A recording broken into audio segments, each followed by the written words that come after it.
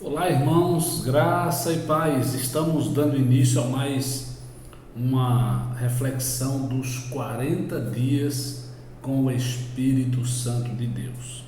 Ontem falamos algumas questões introdutórias e depois tratamos sobre a pergunta, ou respondemos a pergunta: quem é o Espírito Santo? E falamos acerca da sua divindade. Hoje queremos falar acerca da sua personalidade. E olhando para essa realidade de que o Espírito Santo de Deus, ele é uma pessoa, nós queremos apresentar as provas bíblicas acerca da pessoa do Espírito Santo. Quando nós falamos que o Espírito Santo é uma pessoa, nós não estamos dizendo que ele tem uma forma humana, porque quando falamos de pessoa, a gente lembra do ser humano, mas nós não estamos falando aqui de humanidade, estamos falando de personalidade, é ter uma persona. E existem três coisas básicas que definem uma pessoa, uma personalidade, que é pensamento, que é vontade e que é escolhas. E o Espírito Santo de Deus, ele tem essas três características que falam desta personalidade. Mas aí eu quero ir para a Bíblia juntamente com vocês e quero pensar algumas coisas que acredito ser importantes para a nossa vida como igreja, para a nossa vida como família, e para que nós possamos sair, mais uma vez, do outro lado desse estudo, ricamente abençoados pelo poder da palavra do Senhor. A primeira razão que a gente vai afirmar acerca da personalidade do Espírito Santo é que o Espírito Santo de Deus, ele pode entristecer-se. Então a gente percebe que isso é um sentimento humano. Percebemos que isso é um sentimento do ser humano, e o ser humano, por ter uma personalidade, é que ele se entristece. E a gente vê em Efésios 4:30 a palavra de Deus dizendo: e não entristeçais o Espírito Santo de Deus, no qual fostes selados para o dia da redenção. O Espírito Santo é uma pessoa capaz da tristeza, da dor e do sofrimento. Ele sofre quando eu peco, quando você peca, quando nós pecamos. Então, quando Paulo diz: e não entristeçais o Espírito Santo, ele está nos orientando a não pecar, mas ele está falando também o porquê, porque ele é uma pessoa e ele se entristece. O outro motivo que nós encontramos na palavra do Senhor para assim afirmarmos que o Espírito Santo é uma pessoa é porque ele é capaz de sentir ciúmes. E a gente encontra isso em Tiago 4, versículo 4 e 5, quando a palavra de Deus diz: infiéis, não compreendeis que a amizade do mundo é inimiga de Deus? Aquele, pois, que quiser ser amigo do mundo, constitui-se inimigo de Deus. Ou supondes que em vão afirma a Escritura: é com ciúme que por nós anseia o Espírito que ele fez habitar em nós. É com ciúme que por nós anseia o Espírito Santo de Deus.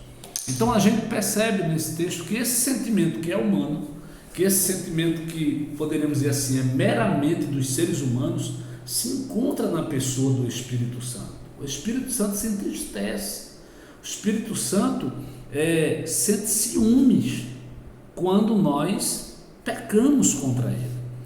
A terceira razão que nós afirmamos assim ser o Espírito Santo de Deus uma pessoa, uma personalidade, é porque ele pode gemer de dor empática. Ele é capaz de sentir conosco as agonias da nossa existência. Esse talvez seja o aspecto mais existencial da ação do Espírito Santo na vida do cristão. E é quando Paulo diz em Romanos 8, 26 e 27, também o Espírito semelhantemente nos assiste em nossa fraqueza, porque não sabemos orar como convém, mas o mesmo Espírito intercede por nós, sobremaneira com gemidos inexprimíveis. E aquele que sonda os corações sabe qual é a mente do Espírito, porque segundo a vontade de Deus é que ele intercede pelos santos. A Fernanda Brum fez uma música linda, né, que possivelmente baseia-se nesse texto, quando diz: Espírito Santo, ore por mim. Nós não sabemos orar como convém, mas ele nos assiste nas nossas fraquezas. Isto é extraordinário. Outra razão que nós encontramos na Bíblia para dizermos, para afirmarmos que o Espírito Santo é uma pessoa, se encontra nesse versículo 27, que nós acabamos de ler. E aquele que sonda os corações sabe qual é a mente do Espírito, porque segundo a vontade de Deus é que ele intercede pelos santos. É que o Espírito Santo, ele tem uma mente que pensa, e pensa de maneira livre. Paulo fala a respeito da mente do Espírito. Ele não é um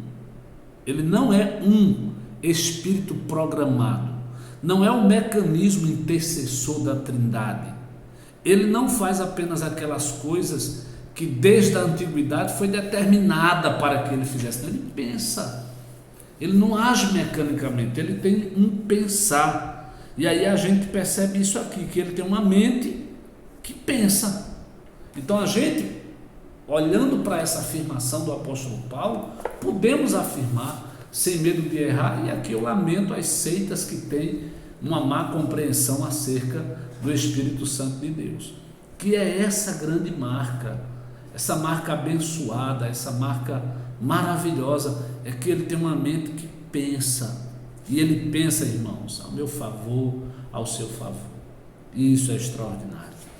A quinta razão que nós encontramos para afirmarmos que o Espírito Santo é uma pessoa, a gente encontra em 1 Coríntios 2,11 e o versículo 13, quando Paulo diz que o Espírito conhece e prescruta todas as coisas até as profundezas de Deus. No versículo 13 está dito que ele não apenas as conhece e revela, como também as ensina, o que implica o fato de que nos ensina a pensar. O Espírito Santo é uma pessoa porque é capaz de ensinar. Ele é o mestre por excelência. Quando João fala sobre ele, ele diz assim: olha, vocês não têm vocês não precisam recorrer a mestres, porque a unção de Deus está em vós e ela vos ensina. A unção de Deus ensina vocês, e essa unção só pode ser o Espírito Santo de Deus. O sexto motivo que a gente encontra para fazermos essa afirmação é que o Espírito Santo, ele é capaz de falar. Este é, de acordo com os antropólogos, o maior sinal de consciência que um ser pode manifestar, que é o poder de falar. É a maior manifestação de que há uma consciência. Talvez você diga assim: pastor, mas o papagaio fala, ele é uma pessoa? Não, ele é um animal e ele não tem personalidade. A fala de um papagaio é um som decorado, ele imita sons, ele não fala por pensar, ele não fala por ter a compreensão, por ter o raciocínio. Isso só é plausível aos seres humanos e a Deus, o qual os seres humanos são a sua imagem e semelhança. E a gente percebe no livro de Atos várias vezes o Espírito se manifestando e falando. Diz a palavra de Deus que por várias vezes a expressão disse-me o Espírito, falou-me o Espírito, vai se apresentar. Atos 8:29 lemos: então disse o Espírito a Filipe: aproxima-te desse carro e acompanha-o. Em Atos 10:19 e 20, depois de ter Pedro uma visão, enquanto meditava sobre ela, diz-lhe o Espírito: estão aí 2 homens que te procuram, levanta-te, pois desce e vai com eles. Perceba que ele fala.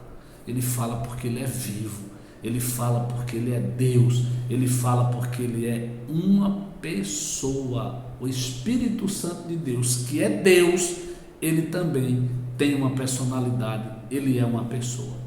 Um outro texto que é muito bonito é quando no Atos 13:2, em Atos 13:2, quando é vocacionado, quando é separado Paulo e Barnabé, diz assim: disse o Espírito Santo, separai-me agora Barnabé e Saulo para a obra a que os tenho chamado. Quem chamou foi Deus.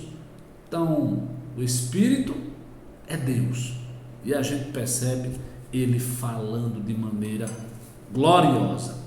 É lamentável que boa parte da igreja nos dias atuais não acreditem que o Espírito de Cristo, que o Espírito de Deus fala, pois ele fala quando ilumina a Escritura. Quando nós estamos lendo, a nossa mente está sendo iluminada para a gente ouvir o Espírito de Deus falar conosco, mas ele também fala de acordo com as Escrituras. Ele fala de acordo com as Escrituras, com os parâmetros bíblicos. Agora, uma coisa a gente precisa entender: nem tudo que o Espírito fala, disse o pastor Caio Fábio, é para ser escrito, mas tudo que ele fala deve ser ouvido. Por isso que o apóstolo não manda desprezar as profecias, mas prová-las, e se forem de Deus, nós precisamos ouvir essa profecia. Uma outra lição: o Espírito é pessoa porque tem vontade. Se não, veja o que a respeito diz a Escritura. Talvez a mais importante afirmação seja de que ele distribui dons segundo seu alvitre, conforme lhe apraz. Ele tem volição no sentido divino eterno. A Bíblia diz que ele dá o Espírito conforme lhe apraz. Isso está em 1 Coríntios capítulo 12 e versículo 11. Então a gente percebe que ele tem uma vontade. Outra lição, ou outra razão, e a última dessa reflexão deste dia, é que o Espírito é uma pessoa porque ama. A este respeito, Paulo diz: rogo-vos pelo amor do Espírito que, Romanos 15:30, está escrito esta palavra. Mas nós também olhamos para uma palavra muito bonita, quando o apóstolo Paulo vai dizer as seguintes palavras: rogo-vos, pois, irmãos, por nosso Senhor Jesus Cristo, e também pelo amor do Espírito, que luteis juntamente comigo nas orações a Deus, a meu favor. Paulo pede que os irmãos assumam uma espécie de integração de almas para interceder junto com ele, com base no amor do Espírito. Ora, nesta mesma perspectiva do amor, Neemias chama o Espírito de o bom Espírito, em Neemias capítulo 9, versículo 20. Então, meus queridos e amados irmãos, quem é o Espírito Santo? Esse ser da Trindade Santíssima é Deus, mas ele é uma pessoa. Como Deus, a principal missão é unificar a igreja, mas por conta dele, por incrível que pareça, do Espírito unificador, a gente encontra muitas divisões. A culpa está no Espírito de Deus? Não, a culpa está em nós, a culpa está nos homens. Nós não deixamos o nosso coração se humilhar, se quebrantar e crescermos na graça e no conhecimento e na comunhão com os irmãos, seja eles de qual seja o segmento teológico e doutrinário. Só não os heréticos, mas divergimos em muitas coisas. Mas o que eu quero pensar junto com você hoje, olhando para que o Espírito Santo de Deus, afirmando que o Espírito Santo de Deus é uma pessoa, é que nós podemos ter ele como amigo, é que nós podemos ser íntimos do Espírito Santo, é que nós podemos ter um relacionamento mais achegado com o Espírito Santo.